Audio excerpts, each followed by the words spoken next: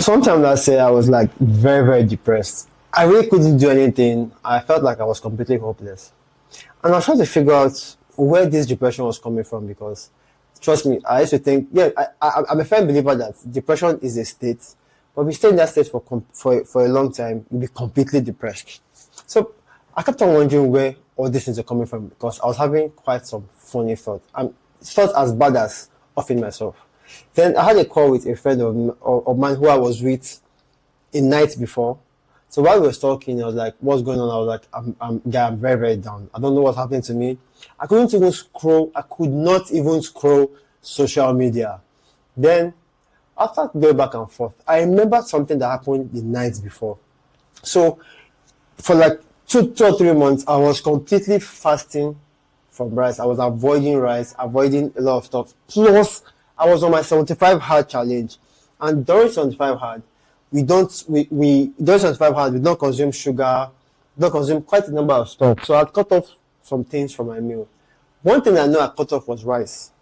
I remember this my guy telling me how good his cook is, and he obviously the night before was his birthday. During 75 hard, no alcohol, no sugar, so I ate the rice.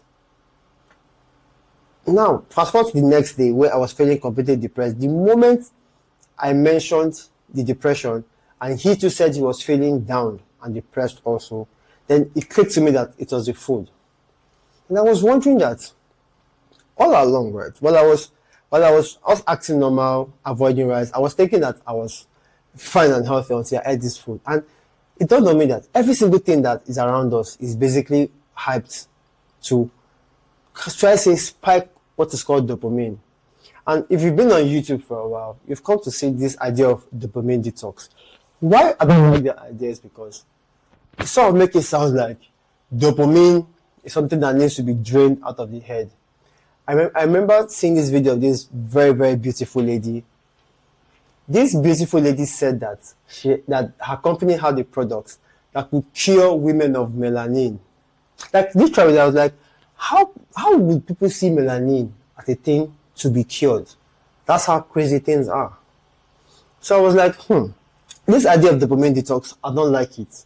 What if we make it dopamine correction? Because this was last year, and I have been actively trying to do dopamine correction. Now, why I've been trying to do it is because I'm a firm believer that if you cannot bake a concept into your lifestyle, I don't really think you should do it.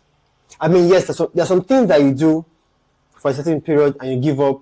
It's like go to the gym and you rest, gym, then rest. Something I firmly believe that, but something like dopamine detox or dopamine correction, I have a feeling that, or I believe that because of how damaging our new lifestyle is, I cannot believe that we need to do a dopamine correction. We need to bake it into our lifestyle, into our everyday practice. Because this is what really happens, right? When it comes to doing any activities, we need some level of motivation. And for that level of the motivation to come around, it is dopamine that must be at the right amount for it to work. That's why you see a lot of people at the gym, right? They slap on headphones so that they get dopamine rush so they can be at the gym. They're kind of wiring themselves to be at the gym with music. If you tell all of them to turn off their music, most can't even work out.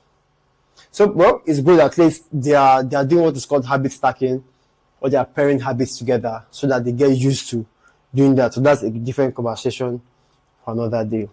But what is happening right now in the world is that our base dopamine level, that is the level at which our dopamine should feel normal to us, has drastically increased. So it's like we went from, it's like trying to give your parents some very, very hyped up Mr. Beast video to watch, or your grandparents. They'll feel irritated because it's too much for them. It's too much stimulation. And this stimulation, it feels like the new norm. Not knowing that it's causing some disaster in terms of brain rot. A lot of people can't even think. A lot of people can't even rest. I mean, every single area we go to in this life has been hyped up in terms of dopamine. Now, so the problem about being hyped up is that there are two ways of saying it, right? One, these things that have been hyped up, they have the standard version, they have the nice version of it, which is still okay for us to survive, right? For us to be okay. While they have the hyped up version, the problem with the hyped up version of dopamine sources is that they are quick to come, they are quick to go. That is part one. The second part is that when they go, it drops your level of your dopamine baseline. Now, when that level is dropped, what happens is that you will need more of that fuel source, more of that dopamine source for you to get your baseline up. So just see this way as, it's like, this is my default body shape, right? I can eat a lot of calories. I know that with the way I've designed my life, I'll take out those calories in a couple of days. With the way I've designed my lifestyle and everything. But for most people, that is not the situation. For most people, they will consume some hyped up dopamine source. Dopamine will go up immediately, it's going to crash. It will go up immediately, it's going to crash. And before you know it, you usually see people, right, who want to work, who need TikTok on their side as a dopamine source for them to work. Energy drinks are a crazy source of dopamine, of hyped dopamine. The food we eat are super spicy, super sweet. I mean, adult entertainment is on the rise. The music we listen to these days is super hyped. Now, the whole idea for this dopamine correction is for you to go for the standard version of these things. So, for example, for food, I'm not afraid to say that my meals are very, very boring. Very, very boring. I repeat the same meals almost every time. Potatoes, eggs. I'm kind of cutting down on carbs, quite alright. But potatoes, eggs, I rarely eat rice. Little carbs, as much protein, but my major protein source is eggs. I would say that, so that's one. Two is the music you listen to. I've almost cut out trap music, loud music. I've cut them out. Because trust me, whenever you sit down and listen to these lyrics of this song, you begin to question what's going on in your head. Because these lyrics you're listening to, they all shape our reality. And these guys, basically, these music artists, these producers, they have research guys in the labs thinking of how they can create much more addicting sounds. Most of these guys are out there thinking of how they can create much more addicting sounds to addict the people. That's the reason a lot of this trap that doesn't have enough lyrics, that doesn't even have any real lyrics, is all of a sudden super hyped. Everybody is listening to it because of how much research, how much everything is tweaked to their advantage. So instead, swap it for something better. Slow music. Trust me, the moment you begin to embrace slow music, or swap it for audiobooks. So, other sources of dopamine, we have what? Social media. Swap this for human interaction. The whole idea of swapping now, right? Because I feel like a lot of people will miss the point is, try to suppress this hyped up dopamine source. Loud music, trash music, super tasty food, adult entertainment, porn. Swap it for porn. Date people in real life. Talk to real women. And trust me, it's never been easier to talk to real women. Yes, and trust me, I think I'll talk about this later. It's so much easier that, like, literally, I approached a very attractive lady, and she was like, wow, like, I was that brave. And I figured that, I was like, why would you say that? It's like, a lot of people see her and don't have what it takes to walk up to her. And I figured that it's not like they don't have what it takes, right? That there are a lot of multiple factors moving in place. And one thing I'm saying is that when it comes to human interaction, right, it has dropped to a very, very low point. People would rather prefer this digital version than the real version. People prefer their online resume than their real person. Well, okay, so on this year, I'm thinking of signing up for a dating app because I want to see what the experience is like. So that might be a little bit questioning though.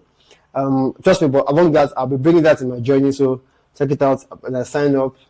I want to see how to rate myself. I want to see how I'm rated in the sexual market value. To be very frank, everything that has a disadvantage has quite a level of advantage. So it's just proceed with caution. So the real thing here is the whole sum of everything is for you to correct your dopamine source, right? Change your lifestyle. The key thing, if you're to pick anything from this video, is learn to enjoy the boring stuff. It's the boring stuff that actually give you results.